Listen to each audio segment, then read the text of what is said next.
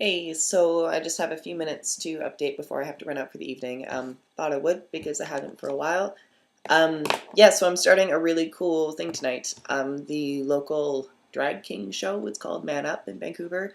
Um, they have this really cool thing they do. It's they call it the buddy system. It's basically harm reduction for the shows. So the shows happen at a bar, and like shows that happen at a bar, people like to have fun, and they've really just decided to do a really proactive and awesome thing by having this team that takes care of drunk people. There's water bottles, we get granola bars, we can like help people get home safely, and just make sure that everybody's okay and having a good time, and there to intervene if bad shit should start to happen, which it usually doesn't. I've been to a lot of these events, but it's just good to have that there. Anyways, so tonight I am buddy system at Man Up. I'm super stoked. It's going to be my first time doing it. I'm really stoked to be able to combine like sort of the stuff that I do at school with queer culture. I love it when those things do come, or when those two things come together, and they're totally coming together for me tonight, and that makes me super happy. So I have to leave for that in a few minutes. But before that, I thought I would update. Um, so I wanted to talk about it's sort of about coming out, but also about not coming out. I think I told you guys like forever ago that I came out at the restaurant where I work. Um, and I did, and it went fine, and everybody there knows I'm transitioning. And in my naive little brain, I thought that would mean that people would start using the correct pronouns. They didn't. It's still been she for like 6 months now. And at first I was all in a kerfluffle about it. I'm like, oh, what am I going to do? But I've pretty much decided to just roll with it now. And honestly, it's because I think it's kind of funny. I mean, like, I don't give a shit about my restaurant job.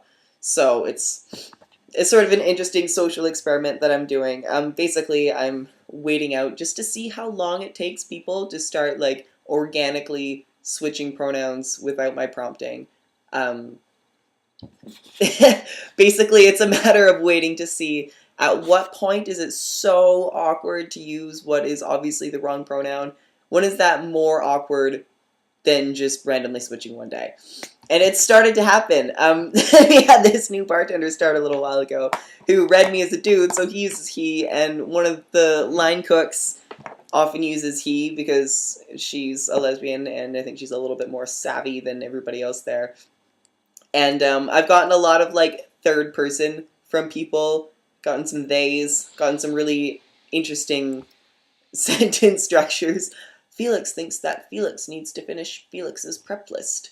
It's hilarious. And sort of in the same vein is at school. So I started hormones the same week that I started school. It was like 2 days apart. And so I have these friends, and some of whom I've come out to and some of whom I haven't.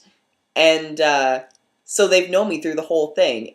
And some people that I'm meeting now in school, like I talked to somebody today and I told her that I was trans, and she was like, I totally read you as a straight or as a cis dude.